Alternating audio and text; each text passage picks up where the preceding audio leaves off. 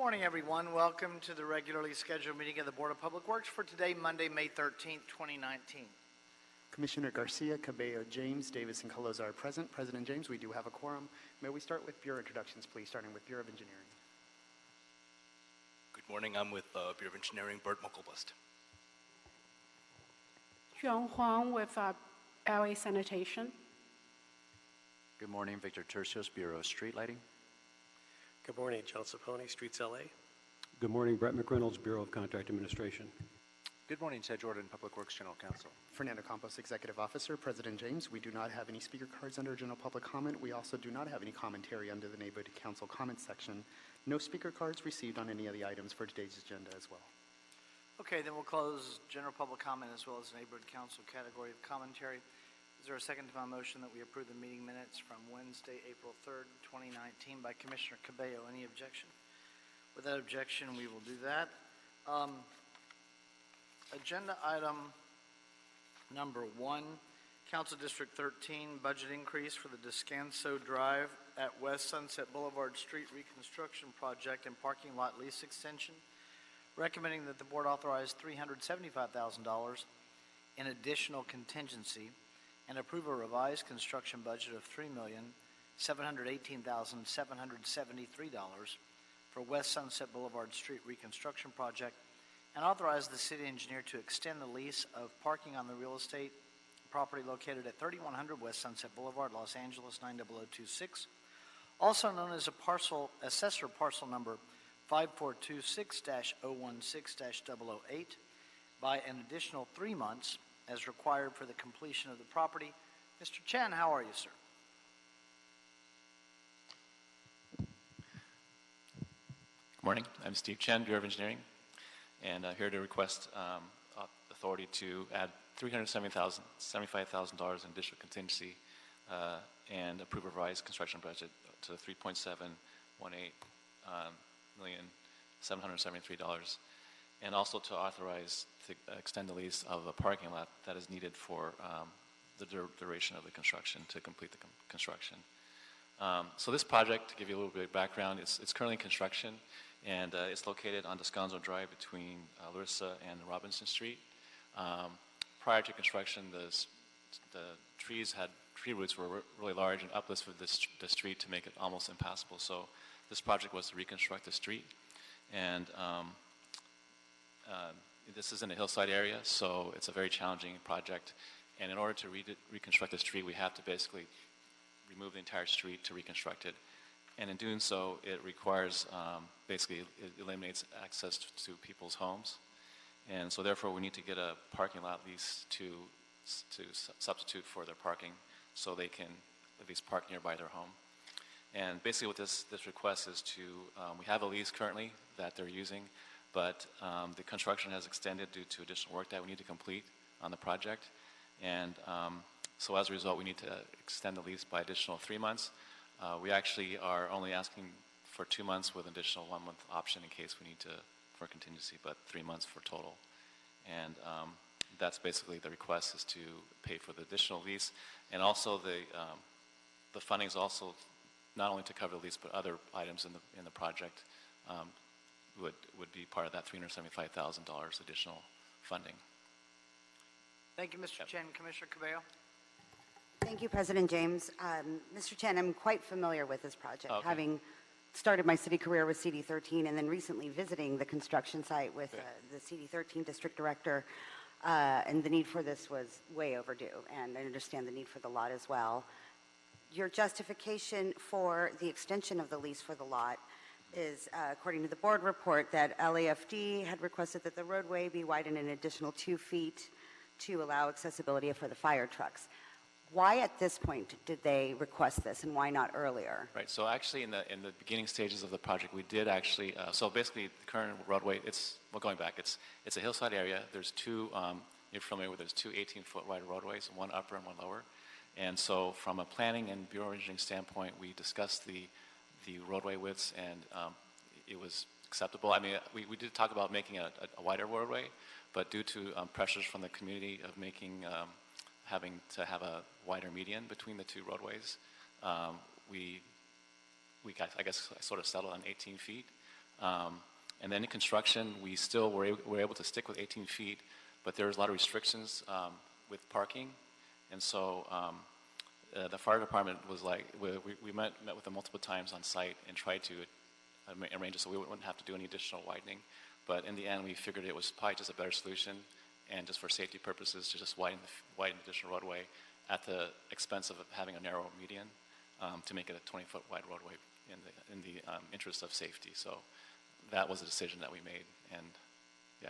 I understand that, but what Right. I'm asking about is timing. Right. So why was this not done on the front end instead after construction has Yeah. started? Well, I think part was it was pointed out by the fire department later, like in construction, that it was a serious concern of theirs, even though it had been like this for previously. That they, I think maybe had a phone call that had to respond or something, and so they brought it to our attention again and said, we really like to address this issue, and so we had to talk about it some more. It's an expensive phone call to not respond to. Okay, Yeah. very good. Yeah. Thank you. Sure.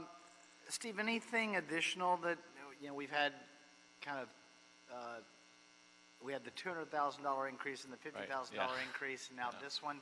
Is this the last one? Yeah, it is. I mean, it looks kind of, I know there's a lot of increases, but part of it was that the bids were high, and yeah, but yeah, no, this should be the last one. We're like we should be done with construction by July, so I think we're out of the woods with as far as other additional requests for funding. Okay. Thank you. Any further questions? Commissioner Caballos made a motion that we adopt agenda item number 1, seconded by Commissioners Garcia and Davis. Any objection? Without objection, we'll adopt agenda item number 1. Thank you. Thank you. Any issue sending number 1 forthwith? We'll send number 1 forthwith. Number 2, sanitation annual publication. Notice of significant non-compliant industrial users regulated in the City of Los Angeles in calendar year 2018. Recommending that the board approve publication of the 2018 public notice of significant non-compliant industrial users.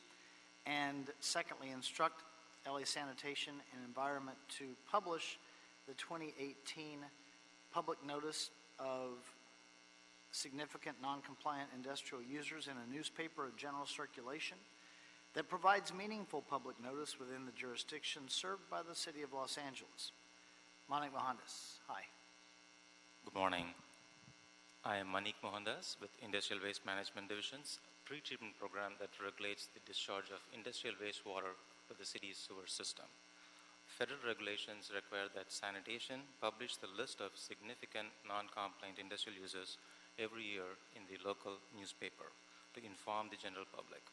LA Sanitation has held a workshop on April 3rd, 2019 to update the significant non-industrial users of the publication and provided assistance to understand the regulatory requirements and means to avoid being an SNC or a significant industrial non-compliant user. For the year 2018, we request the board to approve and publish the list of 13 industrial users in the local newspaper, which will be LA Times. And I'm here to answer any questions you may have. Commissioner Davis. Yeah, I wanted to ask the kind of results we've been getting from this practice. Obviously, we do it on an annual basis.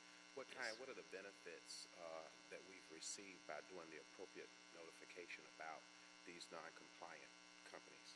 Certainly.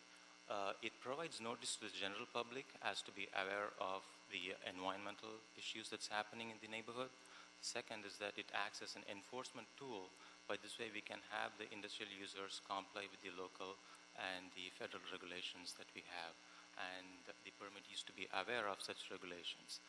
So it serves as an enforcement tool as well. Great. And we obviously, after having publicized this, we've already given them corrective action in terms of our interaction with them. Yes, we have held meetings with them. They are currently in compliance, and they are required to meet the discharge requirements that are in their permits. Some of the users have achieved permanent compliance. There are 2 users who are in interim compliance while they attain permanent compliance. We have a schedule by which they have to attain permanent compliance. At any time, they have to meet all the requirements. So in fact, when we do this on an annual basis, we've not been able to experience any people who are chronic non-compliant companies that end up on lists of, for example, not 2017 and 2018, 2018 and 2019. Do we have any of those chronicle non-compliant companies on our list? Unfortunately, there are some companies who are repeat publishers or repeated in the previous list. For this year, we have 2 such industrial users who are repeat from the last year. But we do have an administrative or an enforcement plan to make sure all the industrial users comply with them. Usually we issue them a notice of violation, hold compliance meetings, and come up with an administrative order to bring them in compliance. So it's an ongoing process, and we do have an approved and enforcement action plan to deal with these non-compliant users, industrial users. So do the demerits that are experienced by some companies add to their failure to achieve other successes through other certifications and licensure that they have to endure as a part of running the business? Does their presence on this list hurt them in any way in some of their other certifications and performance modules, if you will? As such, I'm not aware of any implications for being published as an SNC, but it does make sure that they do come up under the enforcement actions from our division. So we regularly contact them to make sure what's their progress. Are they meeting the agreed upon schedules? What is their engineering plans? If they have any issues, we constantly communicate with them to see how we can assist them. As far as the implications on other permits, I am not fully aware of it, and I believe as long as they maintain the compliance, there should not be any issues. I see. So would it be safe to conclude that pretty much as we publish these lists, the majority of those with whom we've had contact for being on the non-compliance list, the majority of them have been able to correct their challenges and have been improved on the next one, usually the majority of them? Yes, Pretty that's safe to definitely say? true. Our program has about 93% compliance rate, which is greater than the federal requirements of 85%. And all the users do achieve compliance. Great. Thank you. Thank you, Commissioner Davis. And listening to your questions, a couple of things come to mind. One, I was initially going to ask that in future years when you come to the board on this, that you provide an attachment of kind of the prior 2 years so we can do a comparison. But then I thought, well, maybe it's not entirely fair for the people that did come into compliance to have them listed in a new board report. So what I thought I would revise my request to this. So I'm just guessing anecdotally off the top of my head. I know one of them just because I recognize seeing them. But if there's somebody that was in the prior year or even 2 prior years, you could just put an asterisk by their name with a note down at below saying this entity was also on the 2017 list and the 2016 list or something like that. Okay. You see that? That way we're not penalizing necessarily those that did comply, but we're pointing out yet again in another year the ones that didn't. Okay. So we'd like to see going back 2 years? Yes, going back 2 years. Okay. And then the one I do have a question about specifically, Sunshine Canyon Landfill is on the list because of categories A and B. What's the current status of Sunshine Canyon Landfill? Yes, we held an enforcement compliance meeting with them a couple of months ago, and they had some challenges with their pre-treatment system. They had exceeded dissolved sulfide limits. We had worked out a plan for interim compliance, and we have established a compliance schedule where they have to submit an engineering plan, get our approvals, and meet certain deadlines. As of now, they are on track to achieving permanent compliance by June 30th. Okay. Mr. Mohandas, if they don't achieve it by June 30th, would you let Dr. Campos know, our executive officer, so he could distribute the email to the five of us? Will certainly do. Yeah, okay, thank you. Thank you. Any other questions? Commissioner Caloza. Thank you, President James. I just had a quick question to confirm. So there's no like financial penalties as it relates to noncompliance on this list, right? No, we generally don't levy any financial penalties. Our progressive enforcement action plan is sufficient to bring all the industrial users into compliance. Okay. Thank you. Thank you, Commissioner Caloza. To Commissioner Caloza's question, has there been discussion in prior years, maybe even more currently, on the process of possibly levying some type of penalty more than just the stellar recognition they get at this point? There are. I mean, the Los Angeles Municipal Code does have penalties that could be levied for significant offenders. But what we have noticed is that our existing enforcement action plan and the procedures are sufficient to bring such offenders into compliance. Okay. So with the 90% record you're seeing, sanitation would prefer to give them this one warning shot, for lack of a better term. Yes, this has been our action plan or the standard procedures for many years, and even before we get up to this level, we work with them right from the moment we know that they have violated the discharge limits. We work with them to see what was the cause for such violations and what measures and steps they could take to make sure they stay in compliance. Okay, it'll be interesting to see going forward if we have a chronic offender, if you will, that maybe it might be worthwhile exploring the municipal code's penalty chapter. Okay. Okay, great. I just wanted to say I think this is a great area to explore as we look at the need for resources and helping to resolve some of the many problems in this area. This is a wonderful area to explore, to look for the future, to obtain some resources. Unfortunately, that's what we have to do in government, is we have to find ways to pay for things. And I think this is a perfect area to explore, to look at some future potential for us to get resources from this issue where we have non-compliance. Sure, certainly. I mean, we do work with all the industrial users. Some of them are not that big of an operations, and then they have challenges on their own that they have to face. And with knowing that the businesses have their own issues and challenges, we at LA Sanitation want to make sure that our permitting regulations do not adversely impact them. But we'll certainly look into your request. Thank you. Anything further? I'll make a motion that we adopt agenda item number 2, seconded by Commissioner Davis. Any objection? Without objection, we'll adopt agenda item number 2. Thank you, sir. Thank you. Any issues sending number 2 forthwith? We'll send number 2 forthwith.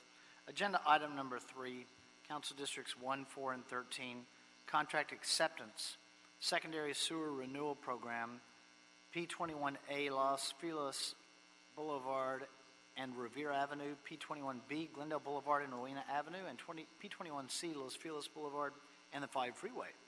Recommending that the board accept the contract. Secondly, do not assess purchasing company with a potential penalty in the amount of $3,067.62, not one of the larger ones I've seen, for the unauthorized subcontractor substitutions of one bid-listed OBE subcontractor, and instruct the Director Office of Accounting to disencumber the disputed amount of $3,067.62 from the project fund, and to release the remaining funds of $5,362.37 to the contractor, Ms. McGlinchey, on number 3.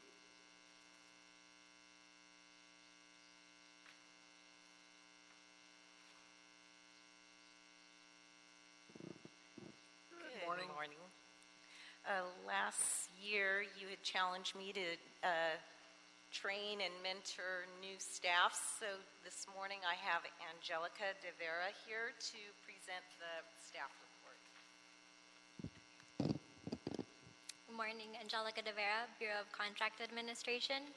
We're recommending the board report be amended to replace Perkison with Merchants Bonding Company in recommendation number 2, and to replace the contractor with Merchants Bonding Company in recommendation number 3. Therefore, as corrected, staff's recommendation is to not assess Merchants Bonding Company with a potential penalty for $3,067.62 for the unauthorized subcontractor substitution of one bid-listed OBE subcontractor, and to instruct the Director, Office of Accounting, to disencumber the disputed amount of $3,067.62 from the project fund, and to release the remaining funds of $5,362.37 to Merchant Bonding Company. Perkison bid-listed National Plant Services, Inc. for CCTV and grouting work totaling $31,799.60. Staff confirmed that they performed $27,765.40 worth of work. City-issued change orders did reduce their subcontract amount, but there is still a difference which could result in a potential penalty of $3,067.62. However, during the life of this contract, Perkison defaulted and it fell to the responsibility of their bonding company, MBC, to complete construction. Under these circumstances, the bonding company will hire their own contractor, who will then hire their own subcontractors to complete the work. The bid-listed subcontractors typically do not see their full subcontract value because the bonding company's obligation is to complete the work, not necessarily meet the subcontractor levels. Therefore, our recommendation is to amend the board report as previously discussed, do not assess MBC with a potential penalty, disencumber the disputed amount of $3,067.62 from the project fund, and to release the remaining funds of $5,362.37 to Merchants Bonding Company. Thank you. I would only mention, before we take Commissioner Davis's question, that in the past, on occasion, depending on the amount and the circumstances, sometimes the board has provided some relief to a contractor when the period of time between the completion of the contract and the board hearing on acceptance has been a few years, like it has been in this instance. Obviously, they're not here asking for that because they're getting all their money back anyway. But it is something that the board has done on a couple of occasions when the contractor has showed up, and that has been an issue in the hearing. Commissioner Davis. Yeah, in summary here, this motion is really clarifying that we don't have a practice of really incurring expenses from bonding companies, but rather we get them from prime contractors. And inasmuch as this company has gone out of business, it put the bonding company up at bat to resolve this problem. And because we don't charge bonding companies, that's why the recommendation from Contract Ad that we suspend the penalty, because this is not a prime contractor, it's a bonding company who's coming in to clean up the work that their client left behind after the client went out of business. So because that's not usually our practice, that's the reason for the motion before us. Is that pretty accurate? Yes. Okay, thank you. Great. Thank you, and thank you for the briefing, and thank you. Welcome to the Board of Public Works. Thank you. Anything further? Okay. Commissioner Davis has made a motion that we adopt agenda item number 3. I'll second it. Any objection? Without objection, we'll adopt agenda item number 3. Any issue sending number 3 forthwith? We'll send number 3 forthwith. Thank you.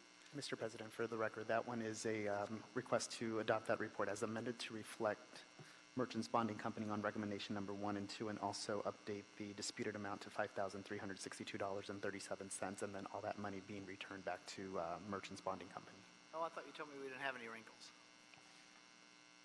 What was that? I said I thought you told me we didn't have any wrinkles today. Oh, I didn't know. I did not know about it until now. Okay. So then that motion will be as amended, seconded as amended. Any objection? Without objection, that'll be the order. Thank you, Dr. Campos. Any issue sending it forthwith? We'll send it forthwith. Agenda item number 4, contract acceptance, sidewalk repair program, package number 37. Recommending that the board accept the construction order. Mr. McReynolds. Good morning, Brett McReynolds, Bureau of Contract Administration. This is for one of the sidewalk repair program, bid package set 37. This work actually took place in Council Districts 3, 10, and 13. On April 23rd, 2018, this contract was awarded on a competitive basis to John S. Meek using the current emergency geotechnical on-call list of contractors. The project was awarded for $352,436 with a contingency for a total authorized budget of $422,923.20. The contract repaired sidewalks adjacent to city facilities in the council districts mentioned previously.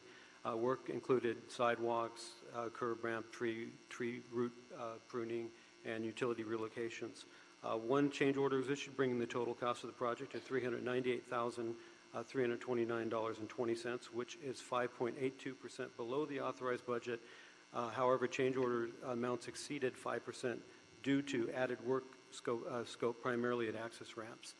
The contract was awarded using the emergency on-call list, thus no specific BPW levels were established.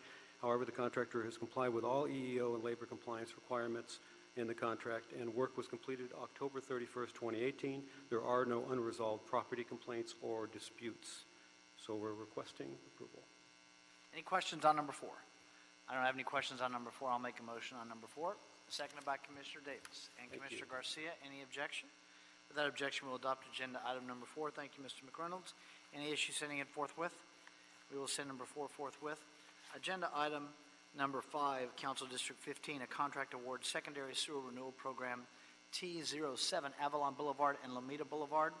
Recommending that the board first declare Ramona Incorporated the first low bidder to be the lowest responsible bidder, and award Ramona a contract for the project for $1,473,437, and secondly, authorize myself or 2 members of the board to execute the contract after approval as to form has been obtained from the city attorney. Mr. Jensen on number 5. Good morning, Brad Jensen with the Bureau of Engineering Wastewater Conveyance Engineering Division.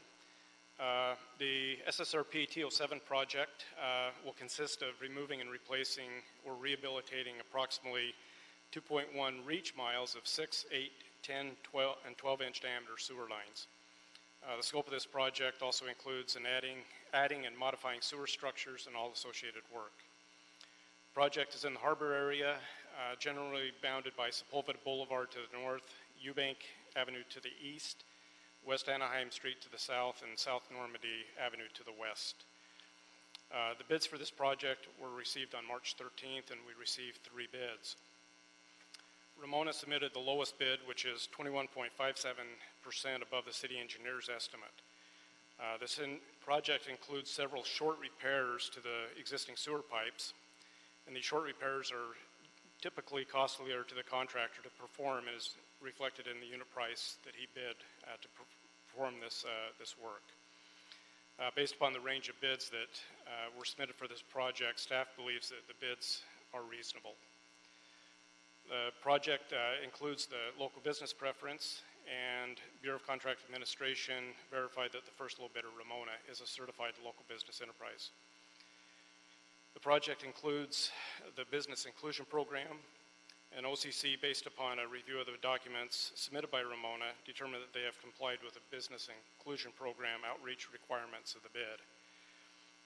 Ramona has pledged 3.69% MBE, 3.69% SBE, 0.58% EBE, and 35.45% OBE. They've also pledged 41.63% minimum subcontracting on this project. In review of the above findings, staff recommends that the board declare Ramona the first low bidder to be the lowest responsible bidder, and award them a contract for this project. Thank you, Mr. Jensen. So there were 3 bids that we got.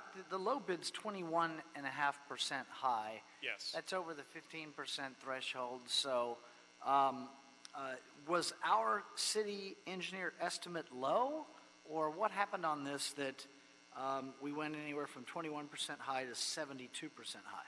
Yeah, one of the main areas, when we estimated this project, we typically estimate about $300 per foot to remove and replace a sewer pipe. Like I mentioned, a lot of these repairs are short repairs where they're only doing like 6 or 10 feet at a time. And so that will typically take them better part of a day to do that small, short repair. And so, you're getting, it's costing you more per square foot? Yes, yeah. So so they reflected that in their unit price, for remove and replace the pipe. That was one of the main areas that we saw that. And the scope of this project does include a number of those shorter length areas? Yes. Okay. Anything further? I'll make a motion that we adopt agenda item number 5, seconded by Commissioners Caloza and Davis. At least they are still significantly below the other two bids. Yes. Then any objection? Without objection, we'll adopt agenda item number 5. Thank you, Mr. Jensen. Any issue sending number 5 forthwith? We will send number 5 forthwith. Thank you, Commissioner Garcia, on that one. Dr. Campos, have we cleared the desk? Yes, you have. We are adjourned with the exception of the Bureau Heads meeting, which takes place at 11 o'clock in our conference room. So we have a few minutes of a recess. Thank you, everyone. Have a nice week.